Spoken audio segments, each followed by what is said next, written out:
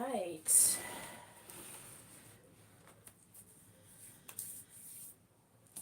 Hi guys. I'm just popping in here just to spend some time with you guys. I thought it'll be nice for us to just have a check-in. I'm going to be doing a talk about the pitfalls of toxic positivity. I think there are many opinions about the new age positivity that we all seem to be aware of, and therefore sharing, encouraging. Uh, but when you're not in a great place, when you're not feeling at your best, when life seems to be throwing a lot of challenge and contrast at you, it's hard to see how being positive is supposed to make all of the difference. So that's what I want to shed a little bit of light on this evening. I want to shed some light on how we can make the most of the laws of our universe, how we can create from a better place, even when our conditions, our circumstances, and where we find ourselves is not great. Okay, so I'm just going to give it a little bit of time to see who comes online.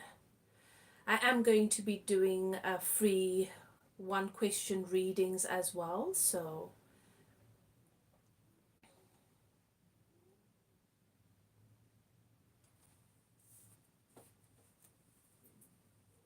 let's see how it goes. Let's see if any of you are available and come online, then we can chat about this.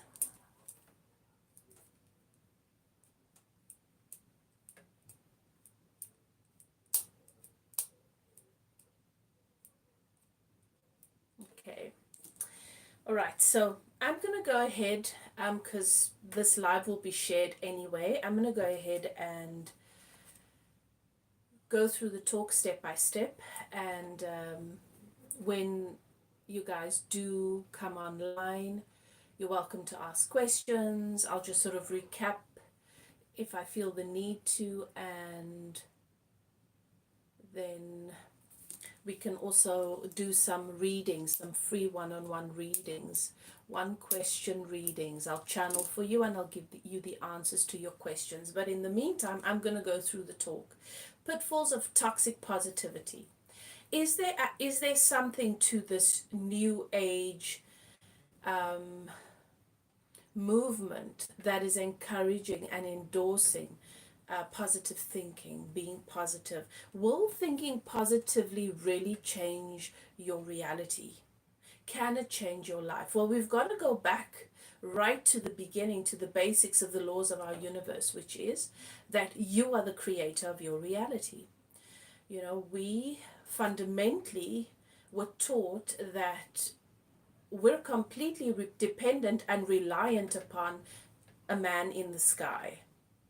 Okay, someone that expects certain things from us, controls our reality, and decides to either favor us or punish us depending on where we are. And as we've gone through the mass awakening, and we've been going through the different levels and layers of awakening, more and more of us are coming to realize that what we've been taught fundamentally about our universe and who we are in this world, and the roles we have to play in this world and in this reality, that they are not necessarily what we've been taught and what we have been told. That there is more. There is more to who we are, and there is more to our reality. We live in a universe where each and every creature, we've come to understand, is spirit, is energy. that we all have a role to play in the evolution of our universe, of our world. Right. So let's take a couple of steps back just to the individual, you as an individual, me as an individual. When we came into these bodies, we focused ourselves into these bodies, into our families, into our tribes, into our communities with purpose.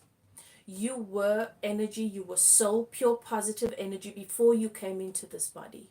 Your life, your existence did not begin in your mother's womb or on the day of your birth. You have been, you were a being, a part of pure positive energy, part of the whole collective, a part of that which we call consciousness before you came into these bodies. And a stream of who you are, your soul self, focused into this body, and came into this body with purpose.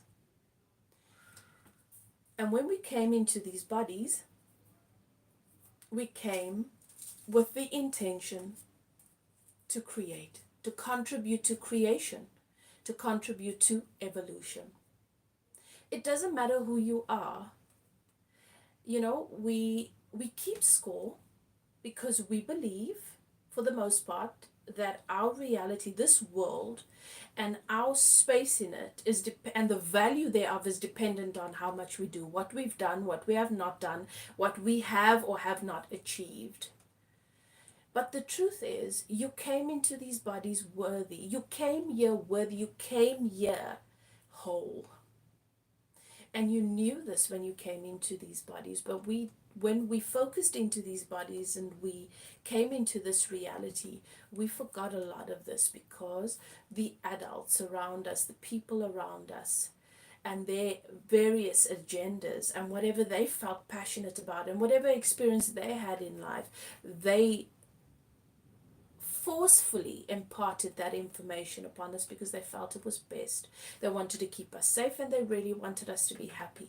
And because they were not yet able to come into harmony with what happiness really means in this 3D reality, they felt as though it had eluded them and perhaps it is just a fantasy, and started to share with us all of this information about how we can keep ourselves safe, how we can avoid suffering, how we can avoid extensive contrast and negativity. And so unintentionally, they imparted whatever information, whatever wisdom and experience they had upon us through their actions, through their experiences, through their behaviors, and also through their teachings from a place of fear and from a place of lack. We began to calibrate to our environment.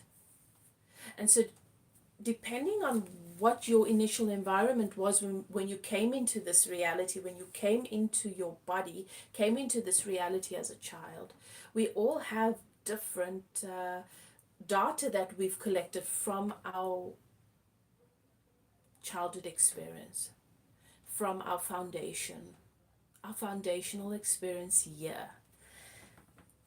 And I just want to plug my mic in to make sure you guys can hear me. And from that perspective, a very limited perspective, we began to solidify beliefs. A belief is a thought that you keep thinking. It gains momentum every time that you think that thought. Every time you have an experience and you decide that this is what it is, that is a thought with a lot of energy behind it that gains momentum. And every time you have a similar experience and you think that same thought or have that same perspective and that same focus, it adds to the momentum and that becomes a belief. Our beliefs then begin to direct our reality. So, since you came into these bodies, we have been sifting and sorting through our experience. And we've been coming to greater clarity about what we do want and what we don't want. And It doesn't matter who we are, our desires constantly become stronger or evolve because of our experience, because of our sifting and sorting process. And we get to decide based on our experience what we like and what we don't like, what we want and what we don't want. We get to decide what we attract more of into our own lives. Unfortunately, once we've solidified a belief and it's gained a lot of momentum because we've got a lot of experience around it, we believe that it is so. It is so because that's how I experienced it. It is so because that's what I've seen. It is so because that's what I've witnessed. And I don't expect anything else from that group of people or from that sort of scenario or from that sort of situation. Once it has become a belief, it becomes part of your creative force. So now you have your desires on the one side and you have your beliefs on the other side. You've come here as a part of source. A part of your soul, a stream of that is coming to this body, but the bigger part of you is still a part of source. You are eternally connected to that which we call God. And we are constantly creating, whether it's deliberate or not, whether we're intentional about it or not. So what the law of attraction or the law of assumption and all this new age spirituality is wanting to share with you and wanting to bring your awareness to is that fact, is that you do have more power than you think. Even though in many areas of our lives we do feel powerless and we do feel helpless because our experience and that which we've been told and that which we've been taught has all culminated in solidifying and validating and adding to a belief. But the question is, do those beliefs serve you in your creation, or are they what hinder you? So our beliefs have a lot of momentum, have a lot of energy behind them, but so do our desires. And often our desires are over here and our beliefs are over there on the other side, and they don't actually match, they contradict one another. And that's when we create a split reality where we let in a little bit of what we want, but we also let in a lot of what we don't want. And this is why we've formulated this belief that anything that is good or worth having is going to really take hard work, sacrifice. It's going to be hard to come by. And often we find ourselves stuck in relationships, for example, that are really not healthy, that are not good for us, because we have this belief that if I just make the right amount of effort, if I just figure it out, if I sacrifice enough, if I do enough to prove my worthiness, then I will have what I want. And it's such a false premise. So yes, there is a basis for the new age positivity, spiritual positivity that everybody's talking about at the moment. But if we don't have a complete understanding of exactly what this means, how is it that I tap into the laws of the universe, into the law of attraction in a way that is going to honor and serve me, then we find ourselves trying to override our thoughts, thinking, saying the right things, thinking the right things in a moment when we are deliberate, but then for the bulk of our week, we're acting unconsciously and not realizing that, yes, in that moment we let in what we want a little bit more, but for the most part, most of our energy in our week or in the past 2 days have gone to what is already pre-programmed, without being intentional. And so as much as we're trying to let in what we deserve and what we want to manifest, we're also letting in a lot of pinching off, a lot of blockage. Saying the right things and not being a vibrational match to it is not how you attract, manifest the life that you want. Everything that you want is within your reach and you deserve to have it. Your inner being, along with Source, has created everything that you want because your inner being knows where you are at any given moment on any subject and knows what you want and creates it instantly. When you ask, it is given. So why is it that if it is true that when we ask, it is given, why is it that we're still struggling to obtain that which we really want, which we really believe we deserve? Because there are some details that we need to get clear in our minds. It's not so simple like that. To make a video as a coach and to say you must write a story that fits the outcome you want, and you must do positive affirmations every morning, and then you must try and ignore everything else, everything that is negative, and only focus on the positive aspects of your day. All of those points, everything that is said is true, but there's more to it. Because if I have a vibration active on a particular subject, or a concept active on a particular subject that I am perhaps not fully aware of, I can do all of those positive processes when I sit down for 30 minutes or 20 minutes in my day, right? But what happens to the other 23 and a half hours when I am functioning at my usual anxious pace, or where I am moving through life with my mindset from the perspective of what are the problems that I might need to solve, or when I am trying to navigate this world believing that it is a dangerous place to live in? For 20 something hours of the day, that is my autopilot. So it really overrides, and that's the energy that I'm holding active. So some things that we do that we're not aware of can override all those positive little things that we're trying to do in our day. And that's why when we do have contrast or something really triggering happens to us, it's difficult for us to then go to those processes and find ourselves back in alignment. Because our beliefs and our desires need to come into harmony.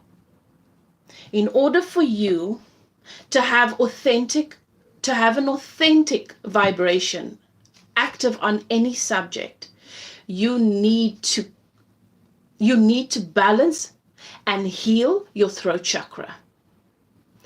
Heart chakra, throat chakra, any chakra that you are wanting to heal or balance, you have to do it in relation to the heart chakra, because it's void if you don't. The heart chakra is the foundation to everything else that we're trying to create. So why do I specifically speak about the throat chakra?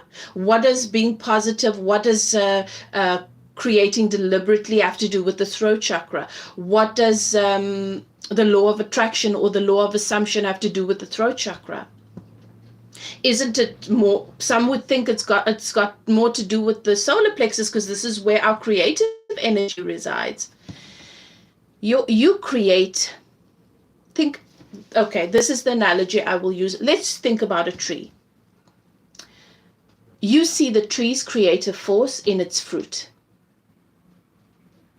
But that is the final manifestation of the tree's process. There's so much that happens before it bears fruit. And then it goes, and once those fruit have fallen, it goes through another cycle before it bears fruit again. There's so much happening with you on a root level, on a soul level, on a cellular level, before you even get to the point where you're bearing fruit. And if you're looking at your life and you're wondering, well, I've been bearing rotten fruit. I'm not happy with the fruits, the harvests. I think I'm investing the right things. I'm doing all the right things. But why is it that when I want to harvest the fruit of an investment in any area of my life, the fruit is rotten?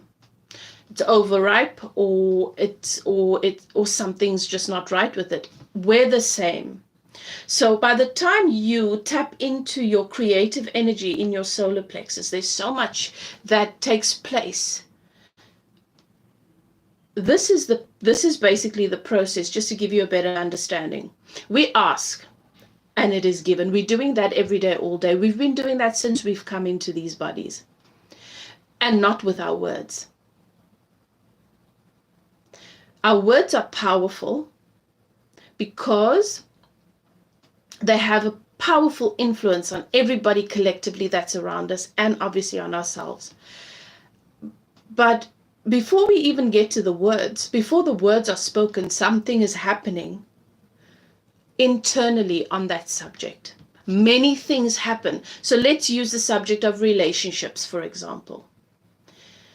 Every experience from our first relationships with our mother and our father, and every relationship after that, every one-on-one relationship after that, from our first friend to our most recent friends, every relationship encounter has contributed to our concept about relationships, our self-concept about relationships, because your concept about relationship is not everybody else's reality, but it has an effect on your reality.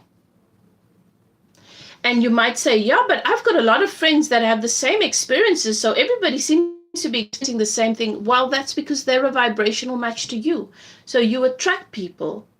And because that's the narrative that you have active, they have a similar vibration. They've come into your experience. And so, yes, you can all say, we have the same experience with men or with women or with friends or whatever the case may be.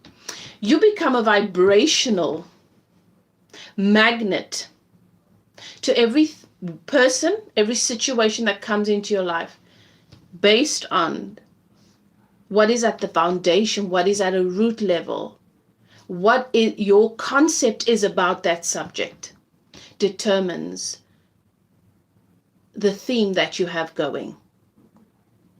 And if you believe that every person that is in a relationship with a male is going to be cheated on, that is your belief, that is your vibration.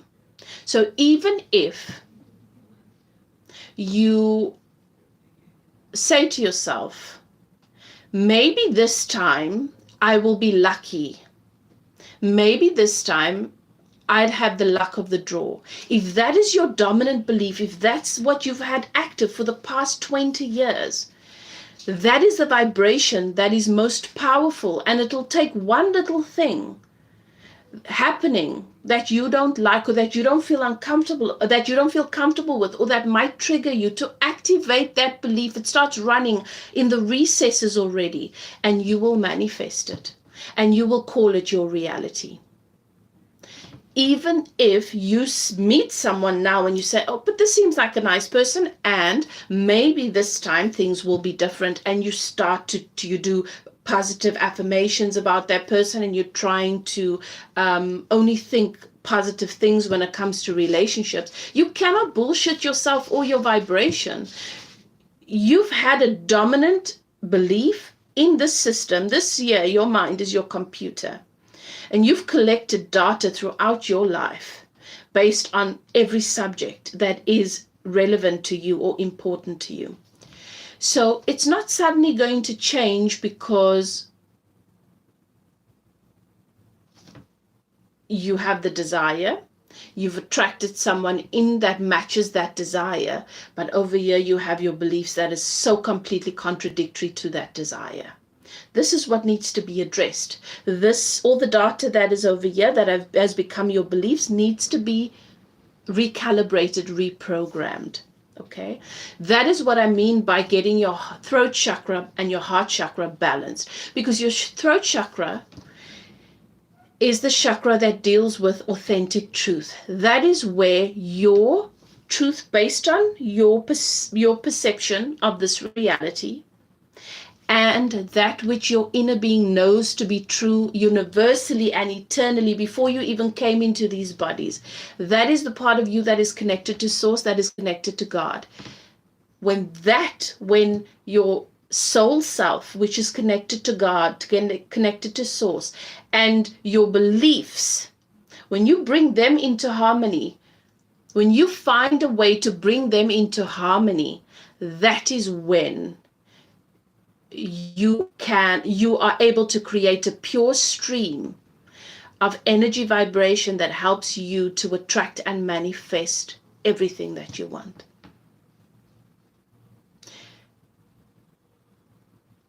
And there are a couple of ways that we can do this. We can try different processes, and eventually we'll figure out which ones work for us. And that will lead you to the next thing and the next thing and the next thing.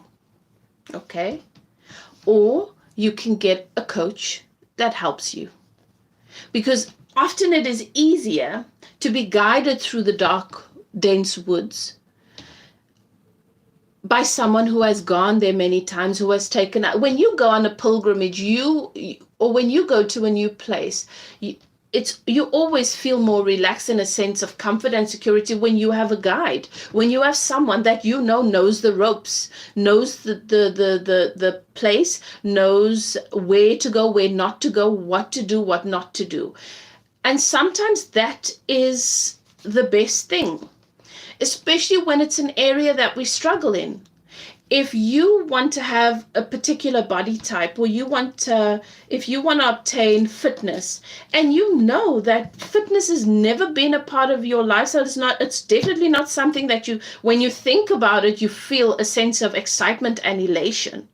You know the only path to getting the body that you want is through fitness, but it doesn't excite you. It's not an area where you feel you have a healthy relationship with it, but you'd like to develop one. Then the best thing to do is to get a personal trainer. With spirituality, you don't have to do everything on your own. You can get guidance. You can get a coach. Okay. So the throat chakra is very important, and that is the first thing that I want to share with you in this talk.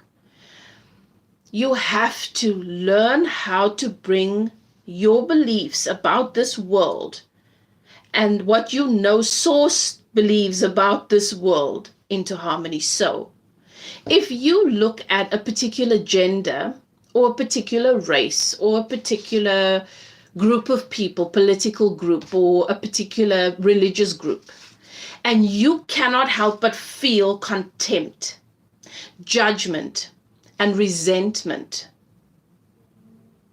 to or from that particular group, and you ask then you're not in harmony with all of creation. And we're all connected. Even the ones that we don't like, they are connected to us. You are not on a spiritual path if you have the mindset of segregation, of disconnect. That's ego, when we need to put people into boxes.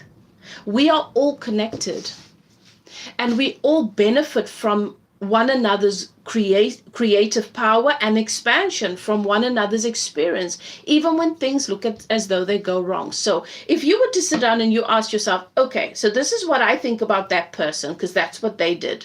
This person did this really unlikable thing, and these are the feelings that I feel. Source, what is it that you feel about this person? Source is never going to agree with you and say, yes, that is a horrible person. You know that. Your inner being knows that. And all you have to do is be in a place where you focus on something that you really appreciate and find yourself in that warm, loving place, and then ask that question again. It's going to be hard to find that your soul agrees with you, that somebody is terrible, is hateful, deserves to be condemned, or that a group of people is so bad and horrible and negative. Your inner being's just never going to agree with you on that, because Source loves us all and sees the value in all of us. Because Source's love is unconditional. So if you were to say to your inner being, but he did this or she did that, there's a whole long list of everything that this group of people have done to people throughout history. So they deserve our hatred and they deserve to suffer. Then on whatever that subject is that you feel so passionate about, my dear, I am sorry, but you're not in alignment. And you're not going to be able to manifest the outcomes that you want. Because your inner being is just not going to go there with you. So this is what I mean. On every subject, we have a certain vibration active. And how you know where you are on any subject is by how you feel. Okay, so this is why the throat chakra is so incredibly important, because if you can allow yourself to be guided, to be coached, to be taught how to bring your throat chakra into balance and to harmony, which means to bring your beliefs, this system here, with all the information, all the experience, all the data that you've gathered throughout your life that has formulated your beliefs about a particular subject. And so if you can bring that into harmony with what source knows on the subject, what your inner being knows on the subject, what your soul self knows on the subject, the part of you that is connected to God, that is how you bring your throat chakra into balance. And I think why we struggle with our throat chakra is because we are idealist. We are uplifters. We want the world to be a better place. We want to believe that things can be different.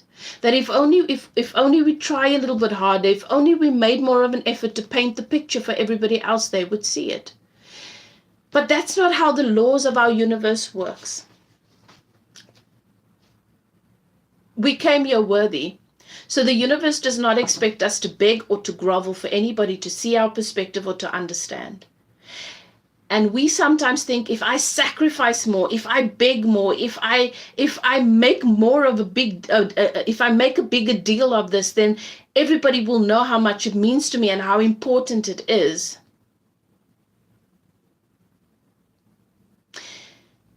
And we met with a lot of disappointment because it's not their job. They have different agendas. It matters to you for a reason, because it lines up with whatever your collective desire is. And so it's your job to get into alignment with the outcome that you want on that subject. And if you would like more tolerance, more love, more respect, you have to become a vibrational match to that. Okay, so you guys are welcome to ask questions as we go through this talk. And as I said, happy to do one question channeled readings. You can comment with your question and I'll do a reading for you and answer your question if you like. So the pitfalls of toxic positivity is that you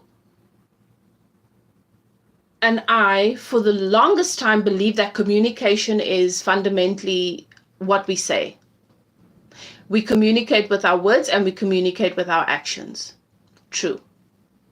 But what we have overlooked is that that's how we communicate with one another.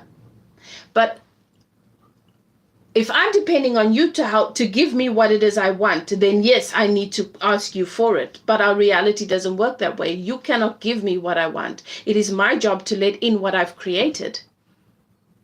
So how do we communicate line up with the inner being? How do we send a clear vibration to the inner, which is connected to source, to say, well, I'm ready for what it is that I've created. And you can bring it into my experience, not with our words and not with our actions. We communicate with our perspectives. And I'm going to say perspectives because how I focus on any subject, any moment in my life, creates an emotion, which activates a belief. And that is the vibration with which I then attract anything into my experience in the next segment and the next segment and the next segment of my day.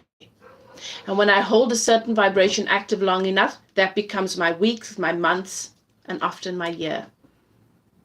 So we communicate first and foremost. Just like the laws of the universe, you ask through your experience and your preference. The universe hears that, your inner being hears that, creates it for you instantly. And then you've got to become a match to that. Then you let it in.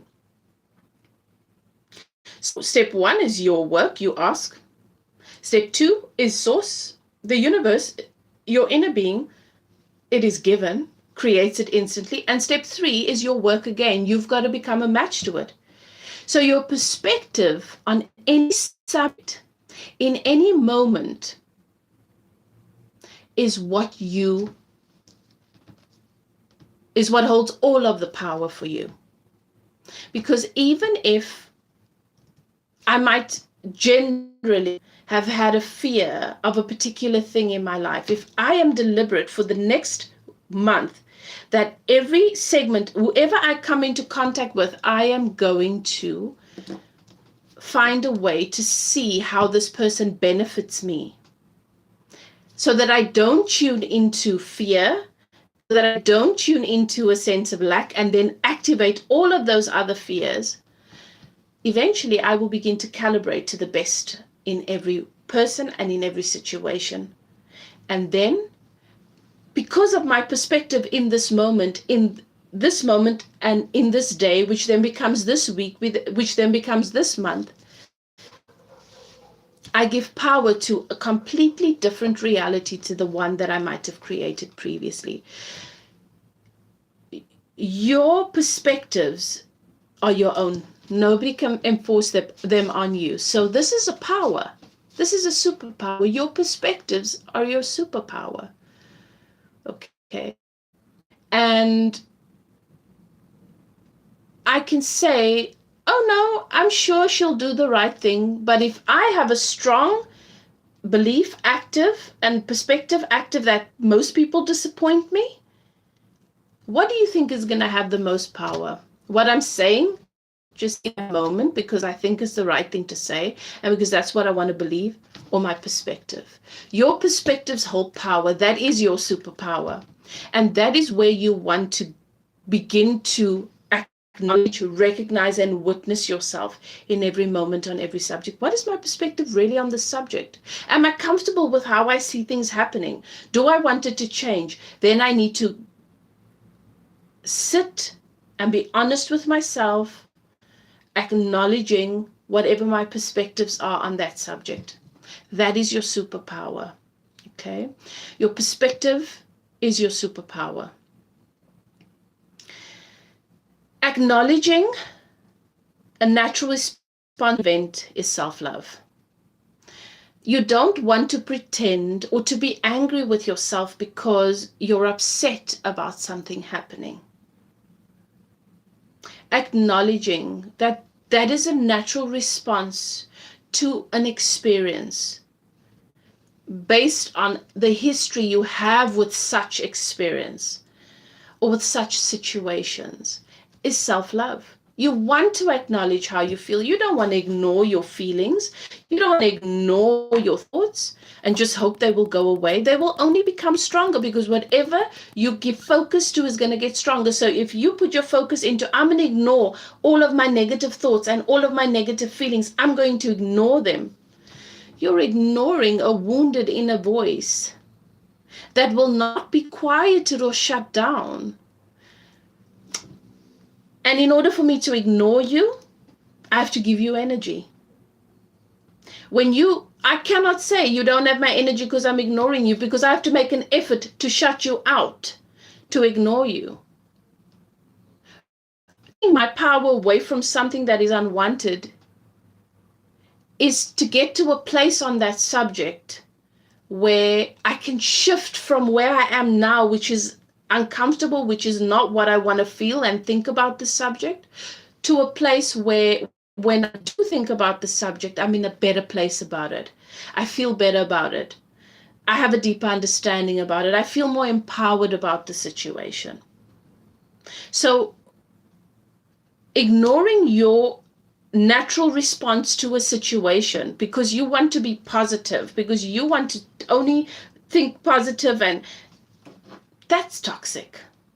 You're doing to yourself what has been done to you that has led to you feeling rejected and abandoned, unheard and unrecognized. Your pain, your feelings, your emotions about something that you feel passionate about is just not, as being completely rejected and ignored by those who you depended upon, really hearing you, holding space for you and being there for you. And now, because you want to be positive, because we're afraid that we're going to create things that we don't want and unwanted things, we're making a decision and taking an action in the relationship with ourselves that is from a place of fear. So how am I then a vibrational match to feeling fulfilled and satisfied, which I absolutely will be when I'm in that right relationship, when I let in that right relationship? The relationship that I've created in my vortex is not a match to fear. So me ignoring my natural response, my emotions, my fears, because I want to be so positive, is just me making another decision from the place of fear. And that's what I mean by your perspective is your power. And the vibration that you hold active is everything. Because you can be doing the right things, but the basis of your action or your decision is fear. So you're still not a match to that positivity you want to let in, even though your actions and your words are positive. J. Shauna Jones. Okay, let's read this comment. Sorry. What if you're trying to take back your energy from another individual by going no contact? Well, same thing, just same thing, dear. Sorry, it's J. Shauna. Please forgive me if I pronounce your name wrong. I'm terrible with names. But it's the same thing. It's like blocking someone. If I need to block you, it's because I'm giving you so much of my power that I now need to block you. And I'm trying to create distance. It's not real. It's inauthentic. The mere belief that I need to take my power back from someone is a misconception. It is a belief that limits you. Because let me tell you why. If you know that you came into your body worthy, that the bigger part of you is source and soul, it's connected to God, that you are creating your reality every second of every day, that you deserve everything that your heart desires. If you believe that to be true, that you do have some control, and you believe that you are the one that gets to decide where you put your energy by deciding what your perspective is going to be on any subject. And at the moment, we have to agree that if you believe that you're connected to source and you're the creator of your reality and you're the only person that has any power over your reality, then you must accept that your perspective here is a little bit wonky. It contradicts the laws of the universe, because you're saying then to yourself, this person took my power from me, or I gave it to them and then they took it from me, and now I've got to get it back from them. So I'm saying to myself, they've got some level of power over me. But they don't, because in every moment, whatever power I'm giving you with my focus, with my perspective, with my energy, I'm giving it to you as a stream of energy in this moment. The moment I take it back and put it where it needs to be, it can no longer come to you. My power can't flow to you. Let me give you an example. So I'm in a relationship with someone, or I'm interested in someone. They let me know that they believe they like my company, and then different things come up that they need my guidance and my support in different ways, and I feel really, really useful. I feel like someone sees me, sees my value, and I want to share of my value with them. As things come up in that relationship, I begin to notice that there are certain things I want that I'm not necessarily getting from the relationship, or I'm not sure that I'm going to get it back from them, because they've made it clear, this is the place that I'm at. I'm not in a good space. I don't know if I can do commitment. I'm healing from an old situation. I've got issues with addiction. So already I know there's an imbalance here. This person let me know that they see that I have a lot to give. And I was happy to start pouring into them. I made this person's well-being and this person's happiness my focus, because I believe that if they feel that they are worthy, then they would give themselves the opportunity to love and to have real love in their lives. But what is it that I am doing? What is it that I'm doing? I'm self-sacrificing, because over here are my desires. I know I want to be with someone that gives me as much as I give, that also supports me. I want to be with someone that doesn't only call me when they need things, but that calls to just check up on me. I want to be with someone that does nice things for me just because they can. But I'm seeing that there's an imbalance here, because this person let me know they can't offer me the relationship I want, but yet they let me know whatever their needs are. Okay, just Jay Sean Jones. I'm going to call you Jones because that's easier for me. So it's relating. Okay, so it makes sense. So now what is happening? You've noticed there's an imbalance, but you keep doing that thing you're doing. So what in the relationship with yourself, you're saying to yourself, I cannot just expect to get what I want. This is the person that's coming to my experience, and maybe I need to earn their love, and maybe I need to prove to them that this relationship is worth them investing in. So you've clicked out of what you know about the universe then, which is that you get to have whatever you want. You've settled because you're afraid that maybe what Elif says is not true. Maybe I deserve to have work and to make an effort and to prove my love because I've made mistakes in the past. You've completely clicked out of the laws of the universe. You're betraying yourself. You're betraying yourself, and you're pinching yourself off because you're saying, no, I don't want the relationship that's going to come in and just spoil me. I want one that I've got to work hard on, because then I'm going to feel like I deserve it. So you're saying to the universe, I'm not yet worthy, right? And then what you get from that person is, you're not worthy. You're not really worth my time. They break promises to you. They only contact you when they need you. It's one-sided. And you feel that this person has completely depleted my energy, because eventually all that resistance is you're not going to be able to maintain that. It's not sustainable, because you're emptying yourself despite the relationship with yourself, which is now suffering, for this other person, because you have a perspective that you've got to earn your love and your worthiness, when that's not true. Your perspective is holding you bondage. Now you want to break away from it because it's not fun anymore. It's painful. There's too much resistance because you're pulling against what's happening inside of you, your desires over here, and your perspectives, your beliefs is taking you all the way over there. You've got all this resistance going on inside of you, and you're drifting further and further away from the relationship that you actually want. Now you say to yourself, I want to take my power back. You got to get clear about where you've done the bullshitting to self, where you've lied to yourself, and you got to get clear on what your perspective is, which is, does this person get to dictate where my energy goes? Does the person really have any power over me? No, they never did. I sent my energy to them, my power to them. I made them my point of attraction. I plugged into this person because I made their happiness my every priority. And now, what is it? So I'm on this end of the stick. Every subject is a stick. Every subject is really two subjects.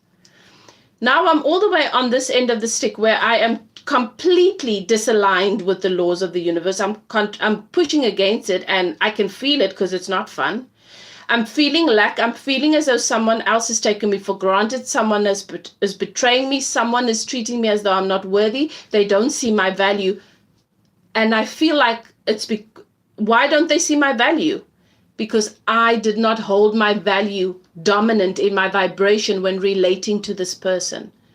I basically asked for a reality in which I am undervalued, because that's what was dominant in my perspective and in my relationship with myself. So now how do I make my way up the scale?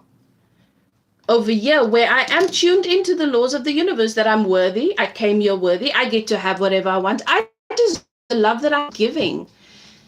I give it to myself. So if you take your focus away from trying to get over this person, and from trying to stop thinking about this person, because when I'm trying to not think about you, I'm thinking about you. And when I'm trying to not care about what you're doing, I care about what you're doing. You can't focus in an area to push against it and think that you can push it away. You're just giving it more power. So what do you do instead? You take your power back by flowing your energy where it should be and where it is deserving in your relationship with yourself. You start to treat yourself, you start to implement in your day behaviors and conversations with yourself and processes and hobbies and things that feed into your self-worth.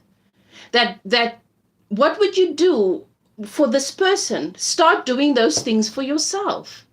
You take your focus away from this person, not by trying to ignore them or push against them, by finding an alternative that is more worthy, even if that's a charity. And sometimes that's the best thing we can do, is to help others. To stop focusing on our heartbreak and how we've been disappointed, and to maybe go and get involved in an area where you can teach other children about their worthiness and about their value. That helps you to tune into your value, because that feeds you in a sense, or just doing something that you love to do that makes you feel good, or surrounding yourself with people that spoil you, where you're not doing all the giving all the time. So you deactivate the energy that you're flowing towards this person by flowing it in another direction that is more worthy of your energy and your time. And sometimes that means reading. Sometimes that means watching topics that uplift you, inspire you. Sometimes that means getting a hobby that you really love. Sometimes that means doing something nice for yourself in the day. You're the director of your life, okay? And if your intention is to stop flowing your energy outside of yourself and to stop giving your power away, then you need to stop making somebody else your reason for either being happy or unhappy.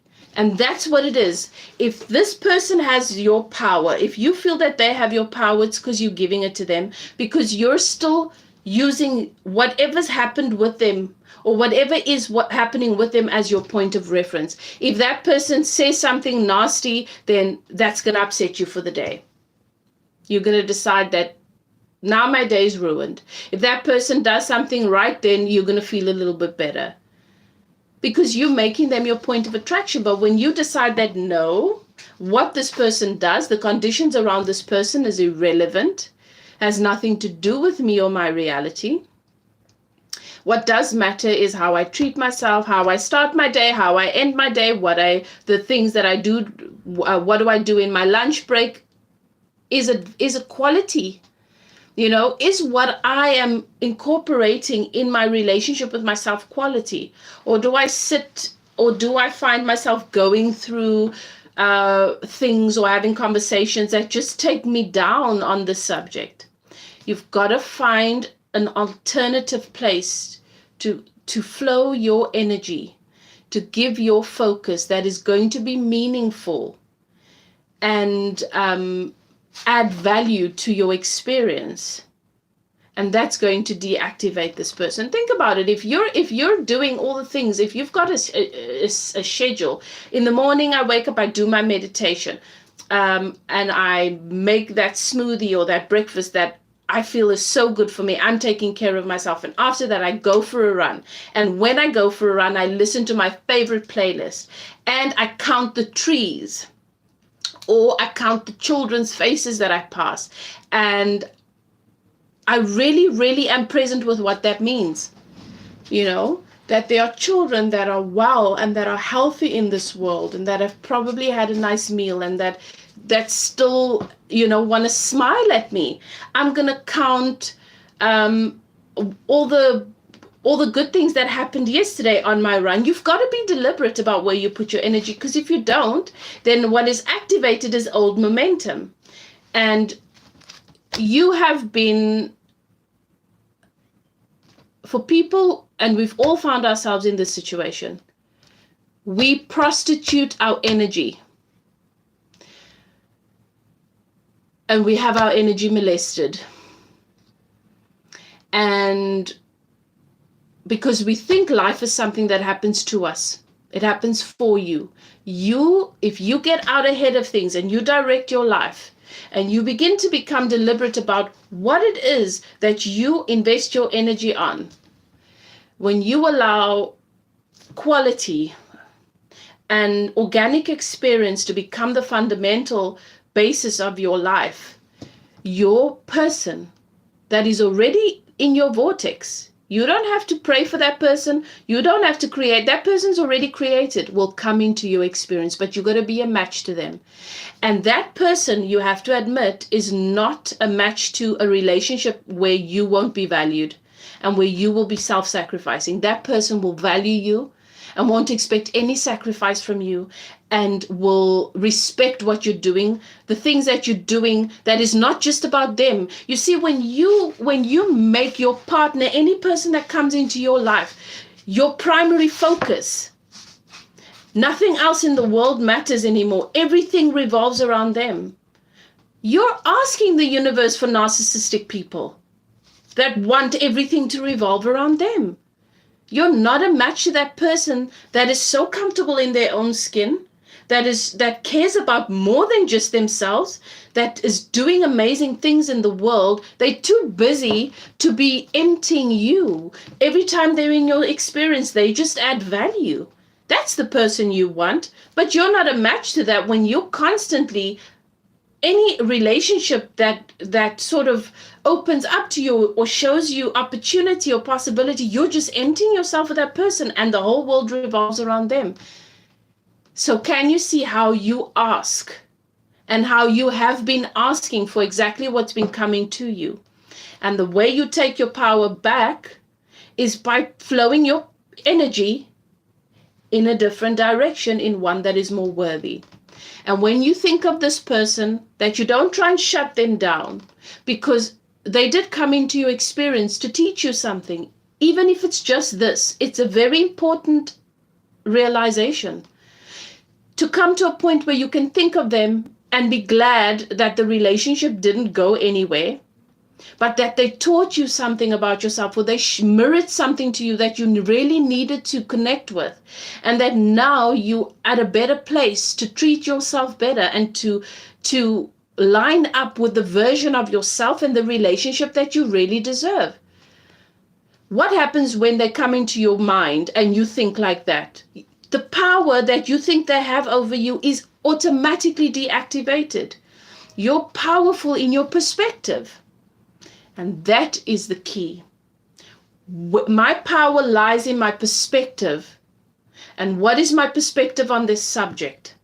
And when I browse through social media and I see this person is doing something and it looks like they're having fun, what's the first thought that comes up? Oh, I wish they were miserable without me. Or whatever. And it doesn't make us, we human, we think that way. Like I say, don't push don't judge your feelings, but choose your perspective. So when I notice that that's my thinking, that I feel so jealous and I feel like, oh, my life is so boring and this person's so beautiful and maybe I'm just pathetic and I don't deserve it, then I notice that perspective. That's not a perspective that's going to serve me. What does my inner being know about this? That I'm a lovely person and that I'm always trying the best that I can. And that I've just gotten into the habit of self-sacrifice. And maybe I just wanted to believe that we can love one another into wholeness. But that also comes from a false premise, because none of us are really broken. We think we're broken, and that's why we behave like that in the world. We came into this experience whole. And yes, we've had a lot of contrast and negative experiences, but nobody can honestly sit and say that they've not expanded as a result of that, unless they've limited themselves with their perspective. And that's always temporary. My perspectives are changing and evolving.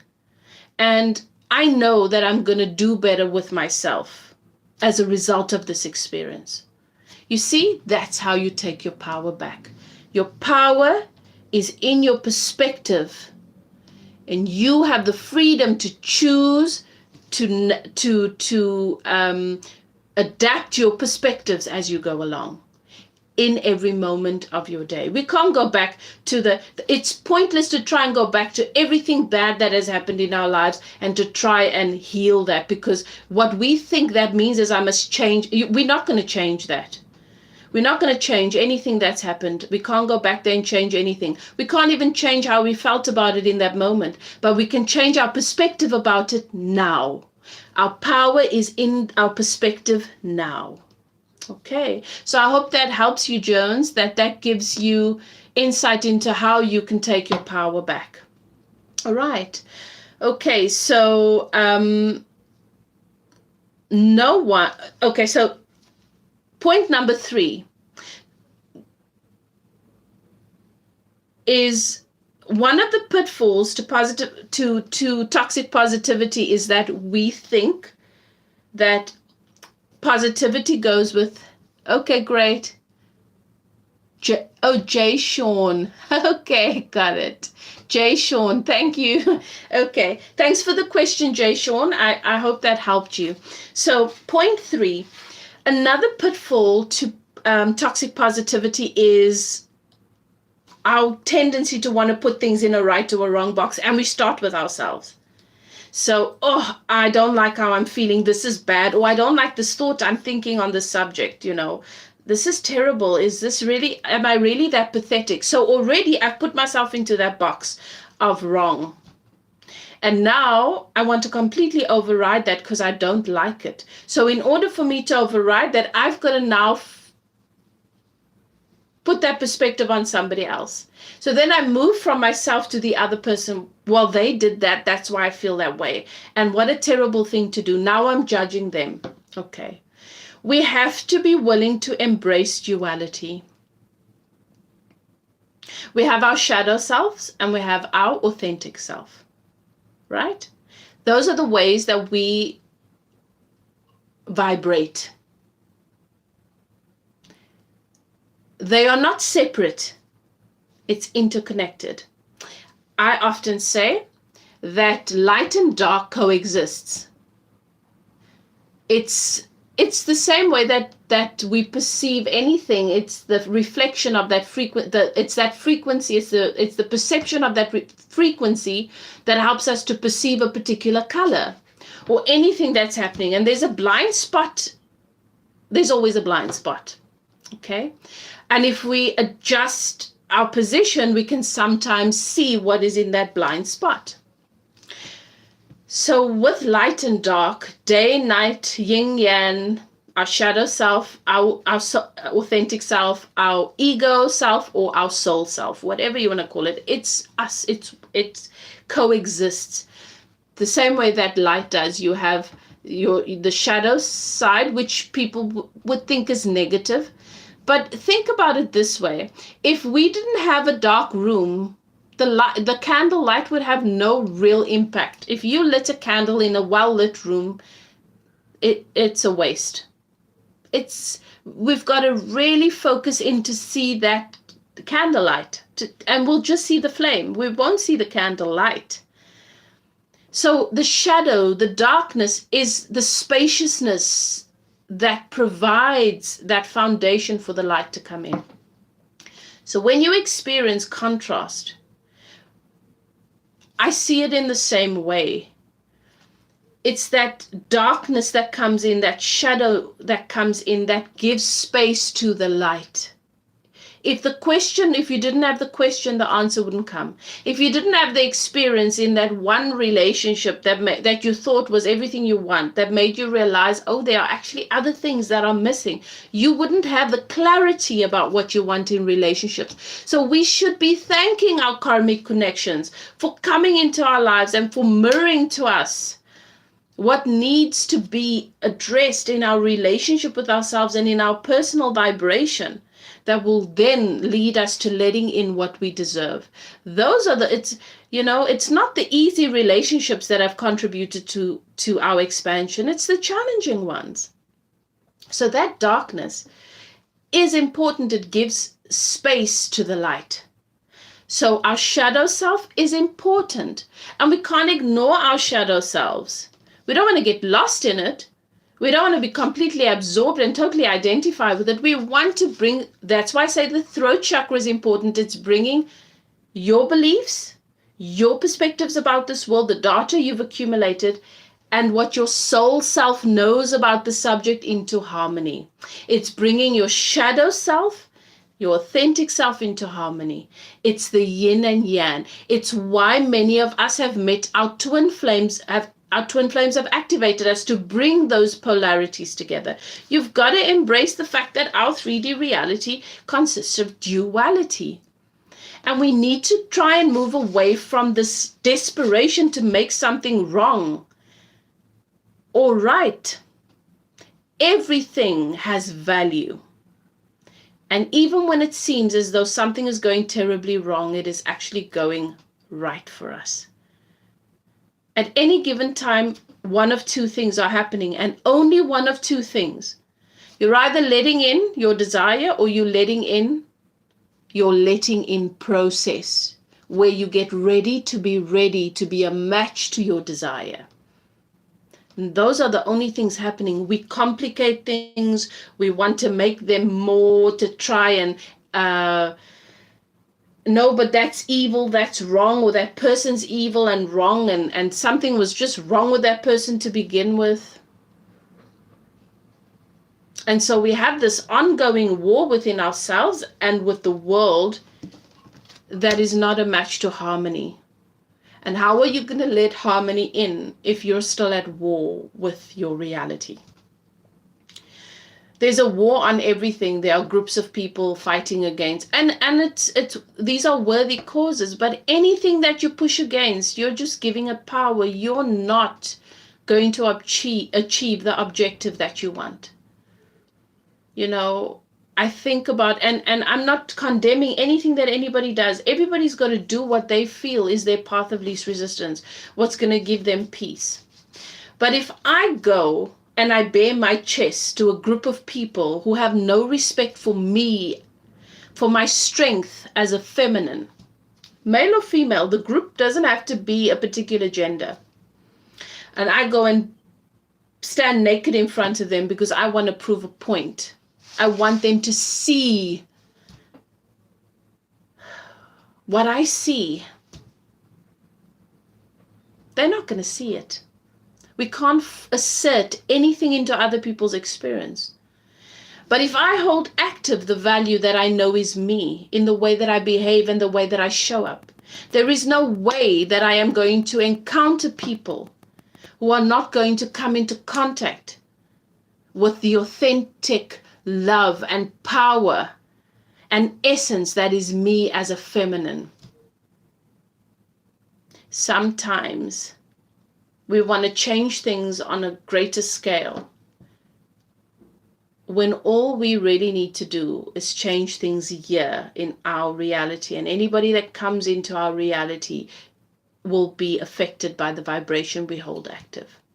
We don't have to fight and be at war with anything. We just have to, and those are two things. That duality, being at war with and coming into harmony with. How do we bring them together? By acknowledging why I've declared this war, and that really it is holding active more of what I don't want in the world. And by accepting that there is harmony. There's place for harmony, and bringing those two things together and making my war one that is void of all those elements of war, all of the emotions and the vibrations of war, but bringing harmony into it. And then it's no longer a fight. It becomes a movement. You see? So we have to learn to embrace the duality of our reality. And to know that each individual has it. We all have it. And sometimes we can be in alignment, we can bring it into harmony on some subjects, and we'll struggle on others. We'll have to be a little bit more patient on others, as long as we've set our intention and we're kind to ourselves, because in that we can be kind to others and accept that this person's not in alignment on this subject. That doesn't make them a bad person. They're getting ready to be ready, because only one of two things are ever happening. But in the meantime, we've both been a part of one another's growth, and we can appreciate self and the other for that and move on. Okay. So we've got to embrace the duality. And at the same time, that means that I can't always be positive about everything. I can reach for a perspective that leans towards love more than hatred. I can reach for a perspective that reaches towards my empowerment more than my despair. Okay. So that is the biggest key that I want to give you guys, is your perspective is your power. All right. And then point 4 that you absolutely need to know is that no one is keeping score.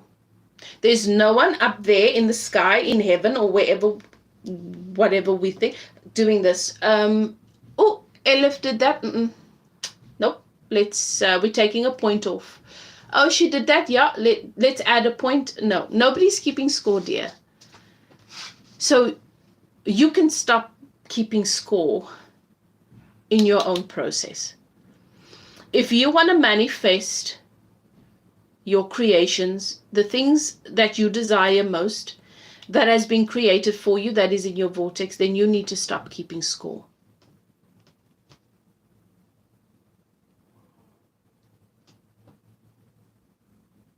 And just in that, I feel such an energy of relief. Just the thought of that. If everybody could just stop keeping score, even when you're in relationships, stop keeping score. Oh, he bought me flowers. Nice. He made a cup of tea, he didn't offer. Take this thing away. She posted me on social media. There's a point. Oh, she didn't mention me in that. Take it off. We're so busy keeping score as if this life is a test. And I know a lot of people say that this life is a test. It's not. Nobody's testing us.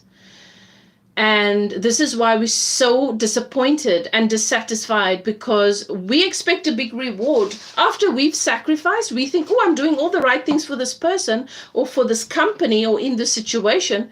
And at the end of the day, when you resign, it's good luck and their lives go on. Or when you get sick and you can't go back to work, they just replace you. And then we feel we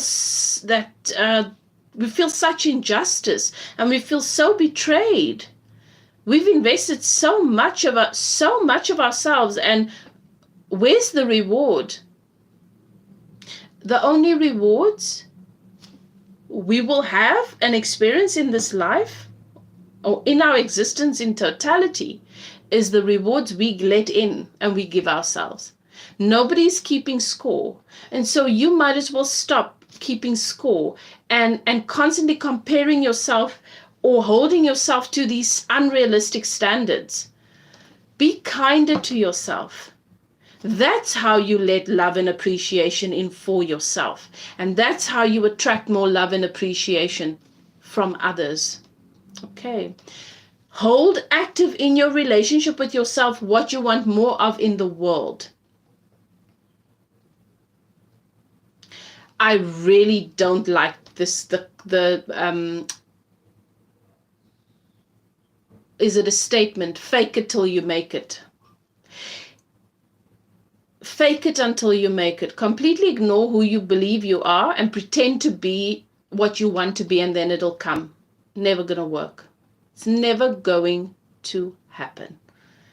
You are the force through which this reality is birthed. And if you need to ignore who you really believe you are because it's so uncomfortable and it's so unlikable that you have to pretend you're someone else or something that you're not, that you believe you're not, the only thing the universe is going to give you more of is what you believe you are. So you might as well start loving yourself and being kinder to yourself and treating yourself better. Okay. Point number 5. As I said earlier on, our tendency to make things right or wrong, we've got to try and move away from that. What you need to know about our universe is that no one's keeping score and you are never getting it wrong. You're never getting it wrong. I will repeat. One of two things are always happening.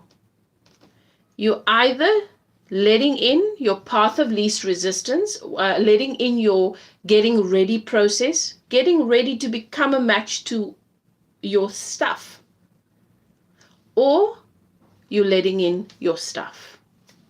And there's nothing wrong with needing a little bit of time to get ready to be a match to that house that you've created, or that relationship that you've created, or that career that you've created, or that situation, whatever it is, or that holiday, or that lifestyle. There's nothing wrong with needing a little bit of time to become a match to that, because the journey is as important as the destination, if not more. You know, and you don't want to get to your destination before you're a match to it. It's like that person, you know, it's like you save for a holiday and then you're stressed at work. And before you need to leave for your holiday, you're not done with all your deadlines and you're worried that things are going to fall apart when you're away. And then you're rushing to get to your holiday, and the whole drive there, you're thinking about everything that's probably going to go wrong and how frustrating your life is. And do you think that when you get to your holiday destination, you're going to experience satisfaction and joy and bliss? You're not calibrated to it, so you're not going to. Things are going to go wrong there too, and you're going to be frustrated. Oh my goodness. When I was in, I'm just remembering this, when I was in the beauty industry, I was mainly a nail technician because I was always fully booked with that. With nails, and I had 2 little kids I was raising on my own, on a little salary where I had to work very hard and long hours and whatever. And I'd have these people coming to do their beauty treatments and their nails from their posh homes and their what looked to me to be like luxury lives. They were the most stressed and miserable people. And I thought to myself, oh my goodness, if I could go and sit and have someone do my nails for me and do my facial, I would be in heaven. But it's funny, we think that way, but when you get there, you want things, you pray for things, and then yet when you get to it, you're not happy. It's like praying for that relationship, and yet when it comes into your life, you struggle to be happy because you're not calibrated to happiness. So that is not your vibration. So you can't even if the thing comes into your experience, you cannot allow it to be happiness, because your dominant vibration is fear, frustration, irritability, or just effort. And so now you just have more of that. Okay, so it is important for you to realize that you're never getting anything wrong, and to just be easy about where you are. To understand that there is value wherever you find yourself, and to allow that to be your dominant awareness in every segment of your day, as often as you can. Okay, point 6 that I want to share with you: stop making work of it. Okay, so we try and be positive. We want to say the right things. We want to do the right things. We want to be the best version of ourselves. But then we make work of it. It's not authentic. We effort it. We push against things to be positive. We push against things to say the right thing. We make work of our journey towards positivity, as if someone's keeping score and as if it is a test. And whilst we're trying to do all the right things and to say all the right things and to be as positive as we can be, the energy that we're feeling is anxious and frustrated. So what is it that you're attracting? More experience that contributes to anxiety and frustration. Stop making work of it. It's not a marathon. It's a relationship with your existence. And it's a decision you make in every segment of your day. What is it that I'm holding most dominant in this moment? Am I having fun with this talk? You know? Or am I feeling frustrated? Am I feeling resistance? Am I feeling anxiety? Will people understand the message that I'm trying to bring across? Where am I right now? I know where I am because before I came into this talk, I lined up with the vibration of love. I'm not invested in how anybody receives this message. Those who are matched to love, loving themselves and loving their experience, those who have a dominant desire to be in love with their experience and with themselves and to let love in, they will be a match to this talk.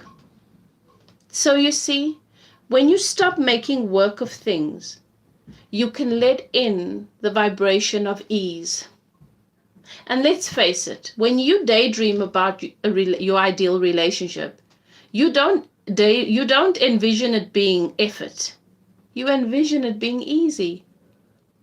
When you think about the house, your ideal house, you don't imagine that you're going to have to work really hard to make sure the roof stays on and the windows don't break or shatter and the rent is paid. No, you envision that it's going to be easy. The bills will be paid and everything will be taken care of and you will live happily ever after. You've got to become a match to that ease now so that you can let your manifestations in. So you have to stop making work of your process. It's a lifestyle. It's not a test. It's not a race. It's the relationship with your inner being. It's the relationship with your experience of your 3D reality. But first and foremost, it's the relationship between you and at any given time checking, where am I? Am I in alignment with my inner being on this subject, or am I over there where my beliefs might still hold me in a backward place? Okay. And then point number 7. I want to share with you a little bit about the mirror realm, and I'm going to do a talk that I'll share on the channel about this because I think it's important. How do we know? You know, at any given time, we want to open ourselves up to spiritual guidance. We want to be more connected to our intuition and our spiritual selves. But how do we know if we're opening ourselves up to the right information? When you go to a reader, for example, how do you know that that person is channeling a clear stream of source energy and guidance in your reading? How do you know that you are not being misled either by yourself? You know, sometimes we feel so strongly about something and we say, no, but that's the right thing, and we're just being misled. A lot of the points that I gave in this talk would guide you towards your inner being and keep you in that place that is where the ego cannot thrive, like, for example, acknowledging where you are and then choosing a perspective. Whatever you're able to gain, that just takes you up the scale towards a little bit more love or kindness or acceptance or compassion, whatever it may be. Sometimes feeling love is too much of a stretch, but maybe just feeling a sense of acceptance that sometimes people struggle and they do hurtful things, and maybe this person, I was just a part of their experience in which they were really struggling. Stop keeping score because the ego does that. Stop making things right or wrong because the ego does that. So those are things that'll help you avoid getting stuck in the mirror realm. So we have this 3D reality, right? We live on this earth where there is duality, and we get to taste and touch and feel things and smell the roses. That's why we came here. We wanted to experience ourselves in this tangible way. And so we meet versions of ourselves, many versions of ourselves throughout our lives. All the people moving around in this world that you bump into and that you dance with, they're all just a different version of you, even the ones that you really despise. Your experiences, everything is a manifestation of a version of you. That's why your home is symbolic of a version of you, and so forth. So we have duality. We create things on an energetic level. Everything's energy before it becomes tangible and we can touch it. By the time we can touch it, it's the furthest point of manifestation. It's old news, really. Okay. And then we have the spirit realms. And we call them realms because there are many. How do we know where we are? Now, there's this place that many religions have spoken about as hell. The place where darkness lives, where evil resides, that it is everywhere around us. And sometimes we get caught up on that because we feel as though we got to be careful that we don't get caught up in the webs of evil. And we begin to see that in other people and in situations. The reality is that the stream of well-being is so abundant that there is nothing that is of darkness and evil that holds any power or can hold any power over us. Okay? But there is a realm that exists, a stream, okay? A realm that exists like a stream that flows around the earth.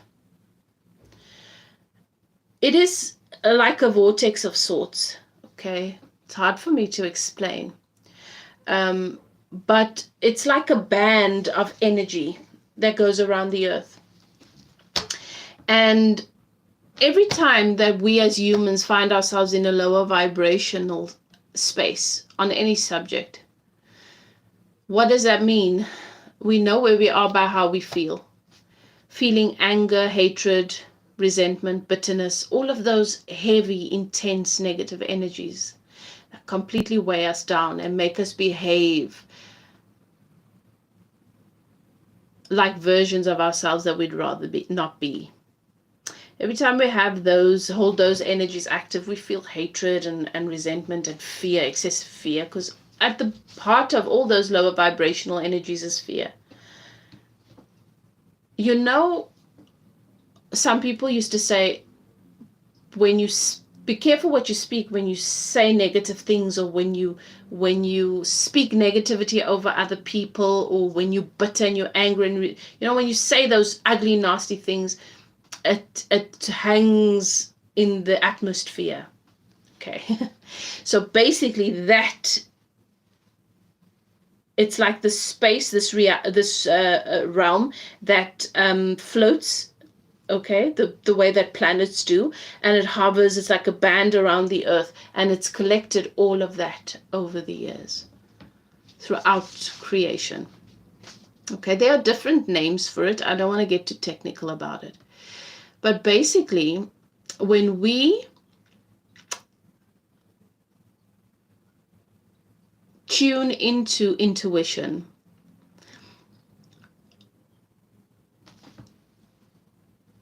or gravitate beyond just this 3D realm, seeking for higher understanding, that is the first realm we encounter. And so this is a simple example. When I speak about spirit, and I know our movies and what we've been taught for a long time is that ghosts are people who have passed and they come back here because they're stuck here. And then, they be wearing clothes, the clothes that they last wore, and they're in the body and they have the persona and the personality of that person.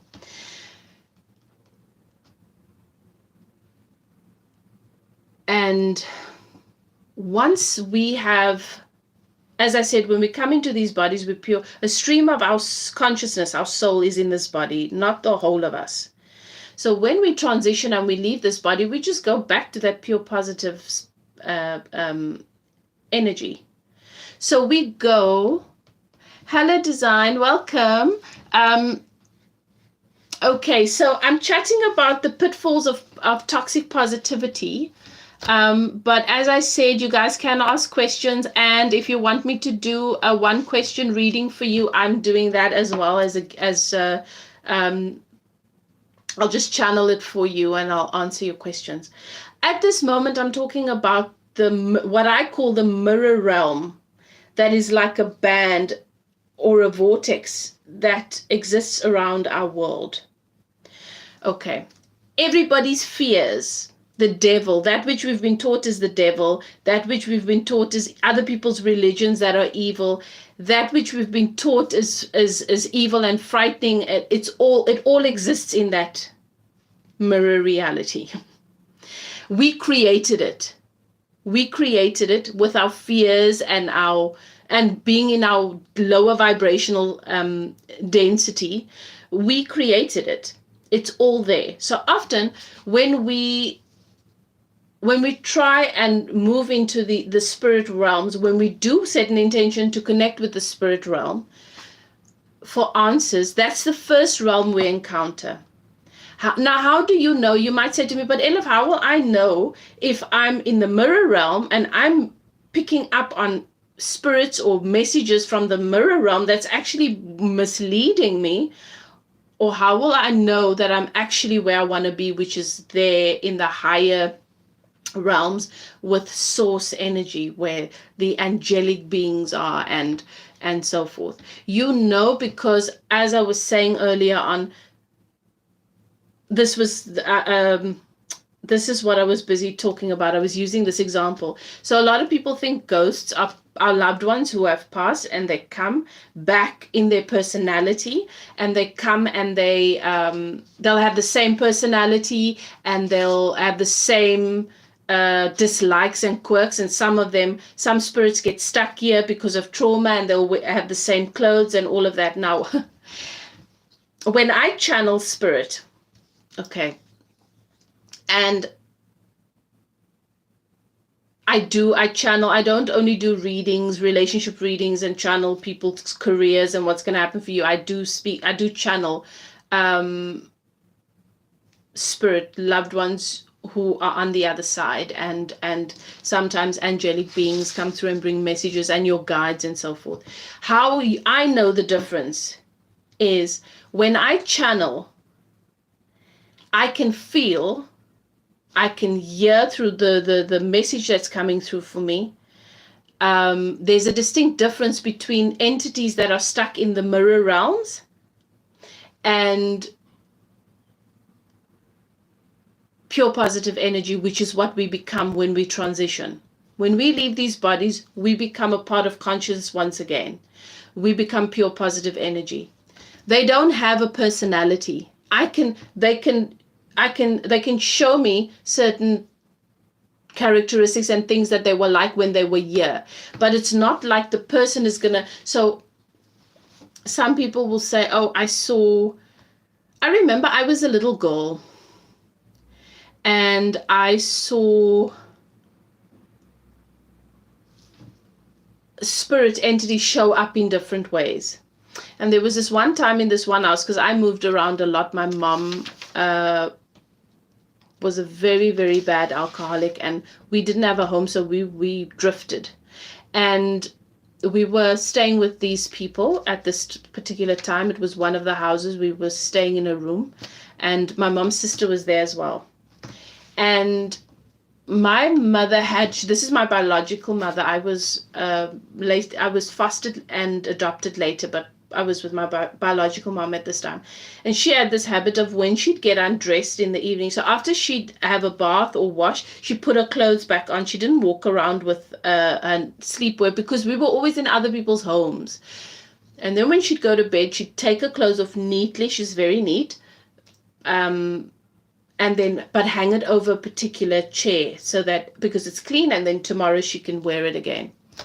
This night, this person knocked on my aunt's door, this entity, and had her clothes on. And my aunt thought it was her. And I knew that there were spirits in that house, but it wasn't her. And these entities can take the form of anybody, and they can sound like them, and they can even mimic personality traits. But the difference between spirit, source energy, which is who we are on a soul level, and who we are in these bodies, is we don't have a personality when we're soul. In this body, for the purpose of being here, we have ego, which is what we form our personality around, our likes and our dislikes. But when we become pure positive energy, the things that used to bother us here don't no longer bother us on the other side. It is love, it is appreciation, and there's a purity to it. So it's important to be aware of the fact that sometimes, why our alignment is so important. And as I said earlier on, our perspectives hold power.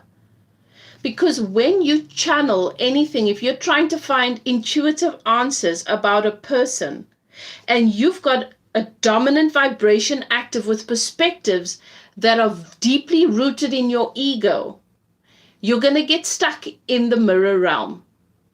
The information that comes through to you is going to be from that realm, and it's going to be misleading.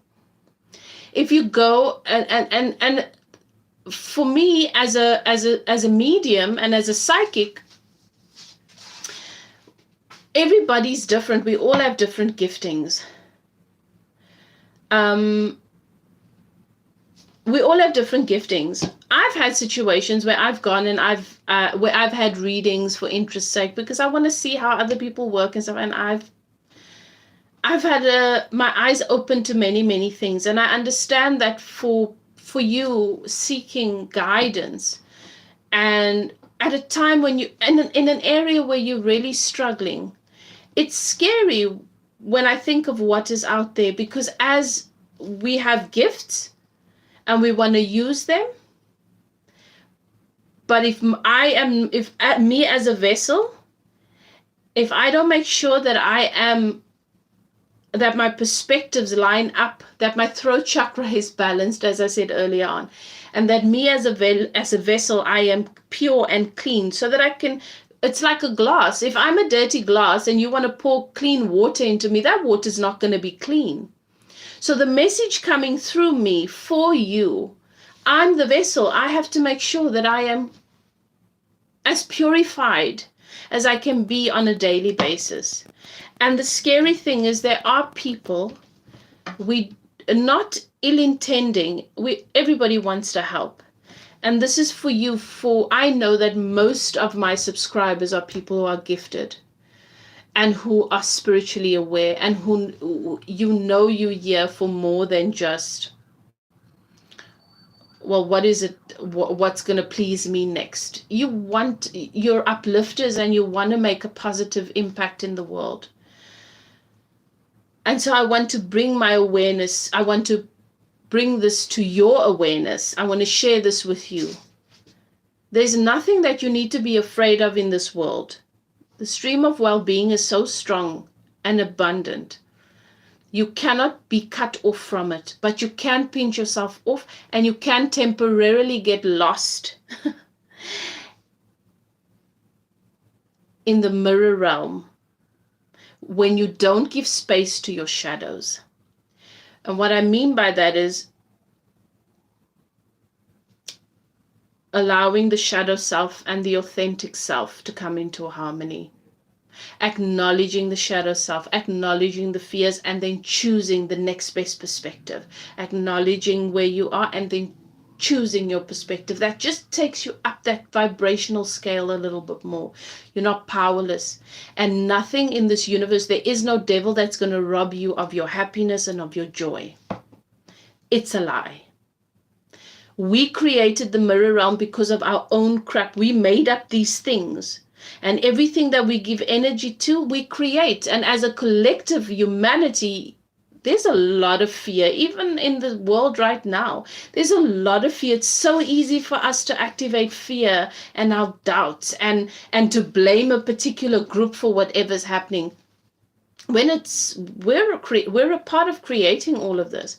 So the mirror realm is there to mirror to you your shadows. And sometimes it's helpful to have someone to help you to interpret that. But how you know where you are is, it feels like love, it feels pure, it feels like source. There's no personality, there's no opinions, there's no judgment, there's no... You're welcome, design. There's no prejudice. So when you have a message coming up from your intuition saying, you need to watch out for those people at work because they're very, very they negative and they're dark and they're possibly busy with black magic, and that's why everything's going wrong for you in your life. That's an entity that you're channeling from the shadow realm. Because source never sounds that way. And even when I channel people's loved ones from the other side, they never bring up the things that went wrong. To them, it's irrelevant. So, perhaps this gives you some insight into some of the readings or channeling or guidance that you've received or given and where it might have come from. I would like to go into this particular subject on a deeper level for later on, but I just felt I wanted to touch on it today because one of the pitfalls of toxic positivity is that I feel strongly about it. This comes from my intuition, so I must be right. If it is not encapsulated in a ball of love, kindness, and compassion, if the basis of whatever message is coming through for you through your intuition is one of fear, then you're channeling an entity from the mirror realm and not from source, which is up on in the higher realms. Okay? And it doesn't mean you're a bad person. It just means it's not really going to take you where you want to go. You're going to be misled. Okay. So, just a few points that will help you to know whether you find yourself stuck in the illusory reality of the mirror realm is when you find yourself, when there's an element of judgment. So judging your feelings, thoughts, and thoughts is a trick that keeps us in bondage.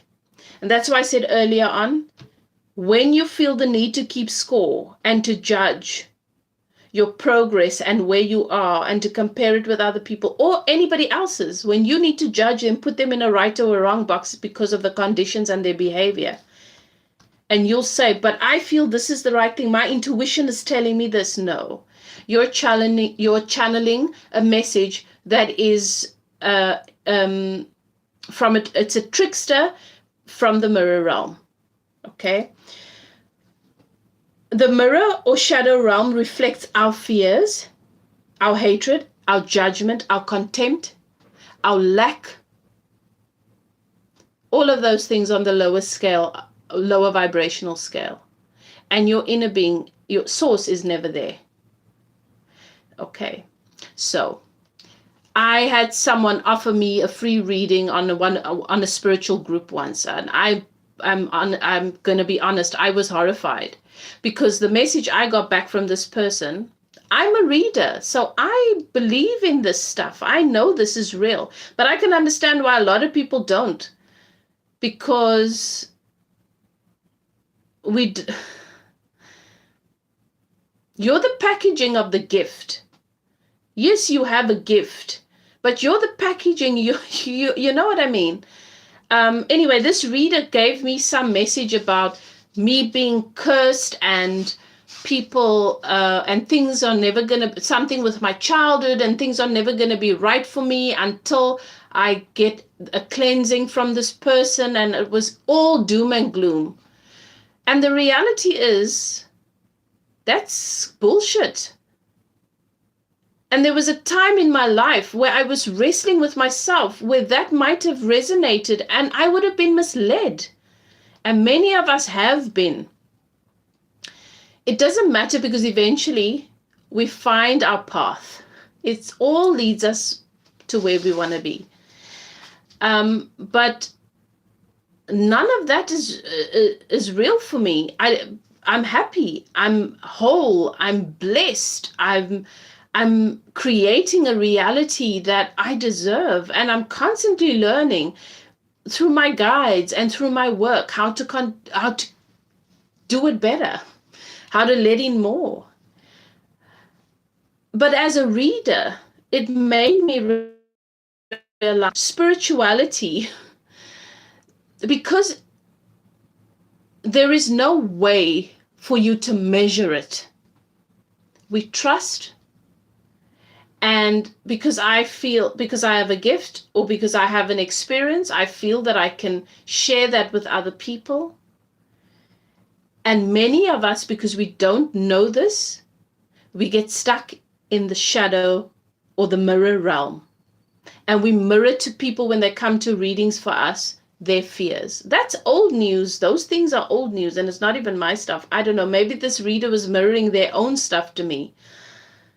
But if I wasn't in the place that I'm at now, I could have been misled. And that could be what I calibrate to, and then that becomes what I hold active with everybody that I'm wanting to help, and then I'm not helping them. So the mirror realm reflects our fears, our hatred, our judgment, our limited perspectives and beliefs. And if you leave a reading feeling afraid and feeling terrified and helpless, and then you've found yourself in the mirror realm, and you need to go a little bit deeper within, connect, balance your throat chakra. Okay, do that work, and then you'll find yourself pushing through and going beyond into the authentic, spiritual realms, where we have access to source. We always have access to source, but where we are able to interpret the information with purity. Okay. The spiritual realm is beyond the shadow realm, and in order to get to it, we must go beyond the fear. We must go beyond the lower vibrational perspectives. Okay. So, like I said, every subject is two subjects. Where am I? Where am I vibrationally? Do I feel a sense of compassion? Okay, then I know I'm a little bit further up the vibrational scale. I'm a little bit closer to love and source. Or am I feeling like there might not be enough goodness in the world for everyone to go around? Am I feeling like someone might have ill intent towards me and has power over my experience? Am I feeling that the world is a bitter place filled with hatred. That lets you know, because nothing has access to you if it's not a vibrational match to you. Okay. The pathway to source is through our reality, our relationship with ourselves. The pathway to source is through your relationship with yourself. So when you're seeking to connect with authentic wisdom, with source, the pathway is through you. It's through your relationship with yourself.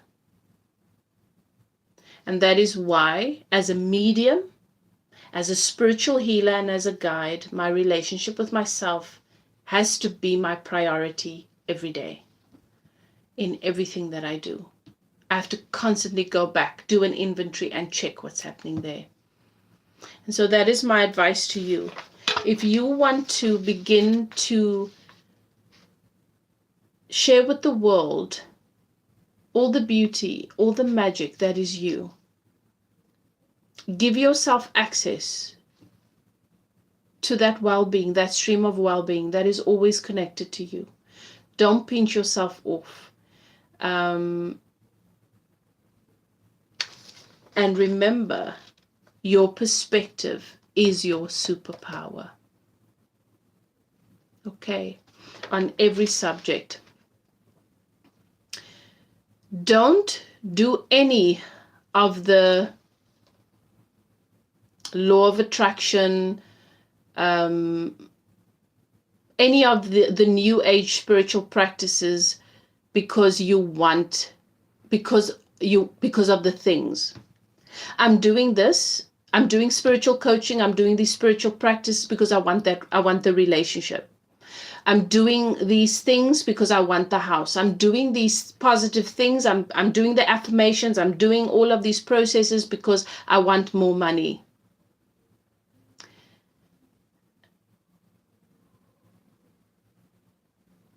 Do it because it feels good. Do it because it opens your access to source. Do it because it helps you to not pinch off your connection to source. Do it because it feels good. And when you feel good, that goodness flows into every aspect of your reality. Do it because you deserve it, because you deserve to feel better now, even though your conditions may not match what you want. When you stop doing it for the things, when it no longer is about that person, and it is about your relationship with your inner being, your connection to source, your relationship with yourself, you become unstoppable. I hope that you guys enjoyed this talk, and as I said, I will be doing these at least 2 a month. And then I will do live channeled readings for those of you who request it through these talks. But I hope you guys enjoyed this and that you found it to be helpful. Take care of yourself. And any questions that you might have based on this talk, you can comment with them even after I've ended the live. I know it'll stay on my channel. And then if I need to answer that, I can do it in upcoming talks. This is pure love from Spirit. Thank you. Oh, thank you, Ruth. And thank you, everyone. Thank you all for being here and for interacting. And I wish you all well. Be gentle with yourselves. So much is happening energetically at the moment. But Spirit wants me to say to you that I know it feels like a lot of work, and like maybe there's something that you should be doing that you're not doing. Spirit is saying, no, everything is being done for you. You just need to be easy with yourself, and you just need to love yourself and love everything in your life as much as you possibly can. Just be in the vibration of love and appreciation for yourself and for everything that you've created to this point. The rest is being done for you. And when things are being removed from our lives, which I know is happening a lot at this time, it's being done for you. Source loves you. You are so incredibly loved and you are so worthy. Do not let anybody tell you otherwise, not even that voice in your head.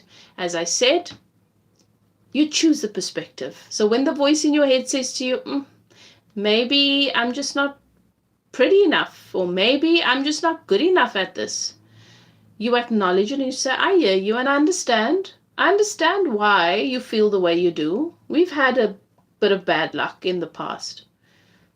But that's in the past. We're constantly learning. We know better today than we did yesterday. We're still here, drawing breath. We still have people in our lives that appreciate and love us. The sun comes up for us every day. These are big things. Let's focus on what matters. Immediately that takes you up the emotional scale. If I were to, and then you can't even remember what that voice in your head said that felt so bad, because you've chosen your perspective and you've deliberately focused into it. You've spoken it into reality. You've given it energy and you've made your way up the vibrational scale, and you know by how you feel because you feel better. Be good to yourselves. Love and light. I will chat to you guys next time. Oh, and I am going to do I might as well announce it here.